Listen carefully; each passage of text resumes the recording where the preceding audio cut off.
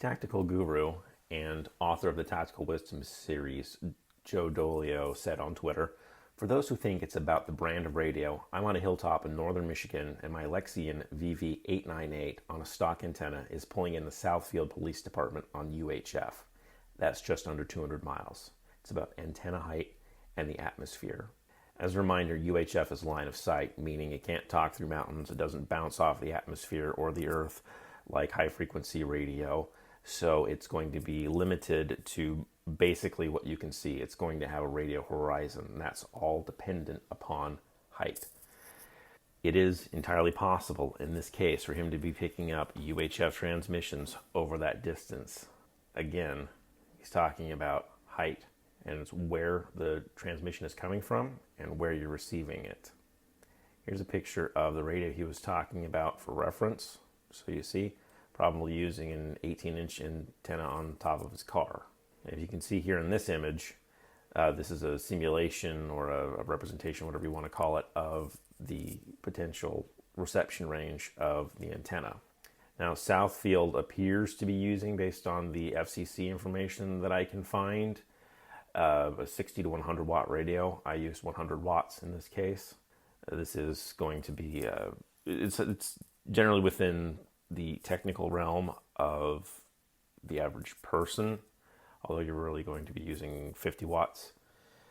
But for scientific purposes and what the police are using in this case, this is the theoretical limit of what they can achieve. This is idealized, of course.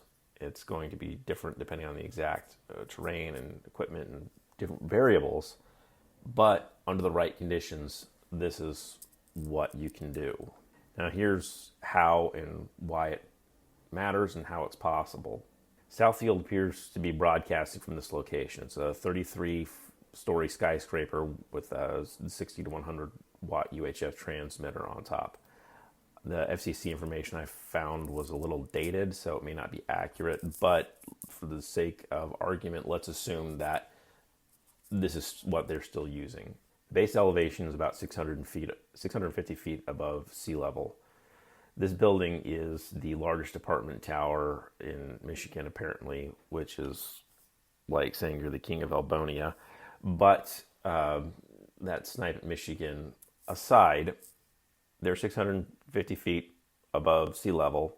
That building is, call it 330 feet tall, 33 stories times 10 feet, 110 meters, give or take.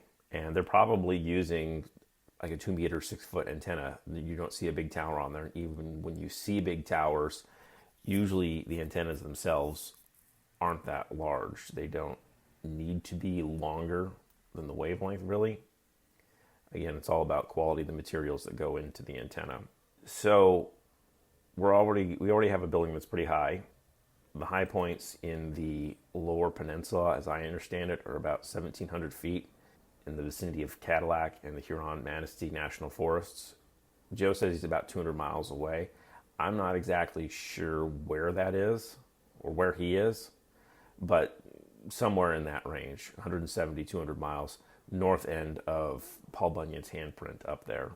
But for the purposes of this simulation, I'm doing about 100 miles from Southfield to these high points up in the national forests there. The terrain of Michigan is relatively low and flat compared to other places in the country, even though the altitude seems relatively high. I know for some of you, 1,700 feet doesn't seem like much, and 600 feet, not at all. But this is what you got to work with in the Midwest. There are no large mountains or mountain ranges to block the signal, so it's just going straight out. This skyscraper has altitude. Joe's about 1.5 to 2.5 times the height, I'm assuming, to pick up this signal. So while he's not on some mountaintop, he does have more altitude. So he's going to be able to hear more and get above the radio threshold than if everything was a perfect sphere. The big thing to keep in mind here is he's using quality equipment, a decent antenna, not the crappy rubber ducky that comes on top of your bow fang. And that antenna is powerful and it's up high. Now, you're not going to be the police department wanting to blast a high-powered signal that can get into residential buildings because officers need that kind of reliability. But this just kind of gives you an idea of the extreme of what you can do if you need to. You have the wattage on your transmitter and the altitude as both you as the transmitter and potentially as the receiver. Conversely, if you are a bad guy or you want to hear the bad guys or you don't want the bad guys to hear you, this is what your signal can do if you don't control it. So this is why you want to use the lowest power possible so that you aren't blasting the signal all over the place. And you want to use good antennas so that you can receive faint transmissions, whether it's a bad guy that you're trying to get intelligence on, or maybe you want to pick up your own faint team transmissions better. If you want to learn more about radio, you can follow Joe on Twitter at DolioJ. You can visit his website, tactical-wisdom.com, or you can buy his books, the Tactical Wisdom series. As far as radio-specific books, I have my own book, Basic SHTF Radio, basically letting you know what your options are in a very open, easy way. I don't have any support for these videos, so if you do want to support me, you want to see more of them and have me get better at them, go ahead and buy my books. You might learn something, you might enjoy something. You can visit my website at dawnshift.com, which has the links to the books which are available on Amazon.